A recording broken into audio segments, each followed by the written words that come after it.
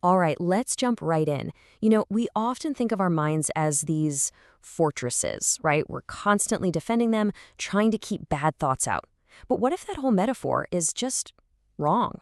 Today, we're going to look at a totally different way of thinking, a framework that sees the mind not as a fortress, but as an open, dynamic system of pure energy. Seriously, just think about it for a second. How much of your energy every single day goes into fighting off distractions, anxieties, all those negative thoughts? It's exhausting, right? Well, this whole explainer is really built around answering that exact question, but by changing the game completely. So, to really get this, we're going to follow the journey of the person who came up with it all. We'll just call them Person X. Now, this individual built a complete mental operating system, an OS for their brain from scratch. And it all started with one single, really powerful idea. And this is it. This is the core belief, the foundation of everything. Person X basically realized that energy, well, it's pretty much indestructible. You can't get rid of it. So if you can't destroy it, trying to fight it is just a huge waste of, well, energy. The only logical thing to do is figure out how to work with it instead of against it. Okay, so here's the plan. First, we'll look at the open system mindset. Then, how to create order from all that chaos.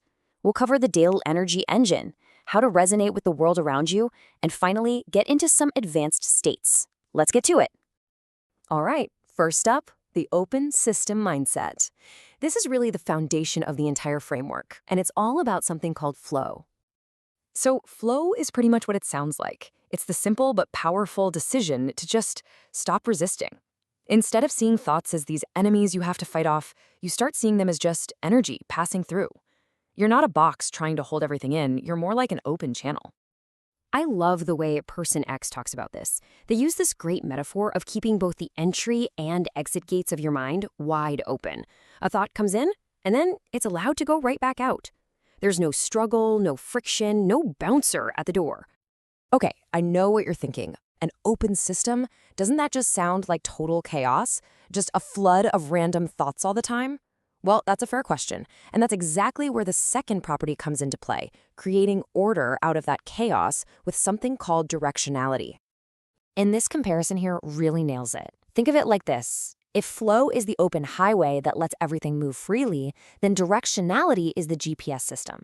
It tells every single thought exactly where it needs to go, so you get all the structure you need, but without any of the traffic jams or roadblocks. So how does this mental GPS actually work? Well, it uses a really strict hierarchy. When a thought flows into your system, it's immediately measured against the true north, which in this system is energy itself. From there, it gets sorted. For instance, a thought about a project deadline. That gets filed under time. That flash of frustration you felt in traffic, that's categorized under vices. Everything, from big ideas to tiny feelings, finds its place on this ladder. And that is how the system brings a beautiful sense of order to all that flow. Okay, so we've got a system for letting thoughts in and sorting them out. Awesome. But how do we keep this engine running day after day? The practical side of things. That's where two new properties come in: conservation and transformation. Now, conservation isn't just some abstract idea. It's a super practical daily routine. For Person X, it's all about the basics. Getting enough sleep, up to 9 hours, to restore that potential energy. Staying hydrated like clockwork. Taking breaks every half hour. And even using tools like AI to offload mental work.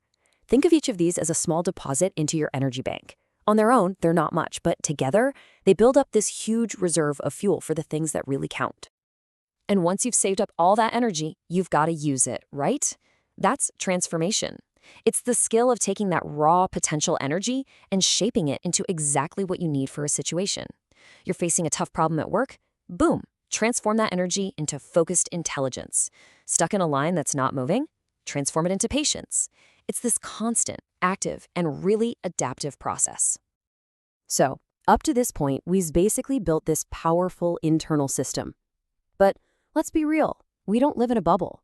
So how does this mental engine of ours interact with the rest of the world? The answer lies in a really cool principle called resonance. Now this is the key. Person X had this huge aha moment. They realized that the outside world, society, other people, it's not just random chaos. It actually operates on a very similar energy hierarchy to their own internal one. They discovered their inner map was also a map of the world outside. And that insight is what leads to resonance. It's when your internal system can actually understand and match the frequency of the person or the group you're talking to. When that happens, everything just syncs up. It's exactly like tuning an old radio to the perfect station. All of a sudden, the static is gone. There's no friction, just clear, smooth, synchronized interaction. And that brings us to the advanced stuff. Once your system is flowing, it's ordered and it's in resonance with the world, you can start to do some truly incredible things with the last two properties, amplification and dissipation. Let's take amplification first. Picture this. You're in that resonant state with your team at work. Everything is clicking. And you put in just a tiny, little, precise bit of energy. Let's call it 1 unit.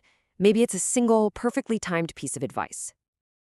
Now, because everyone is already synchronized, because the whole system is frictionless, that tiny little input doesn't just add 1 unit of value. No way. It sets off a chain reaction. It multiplies.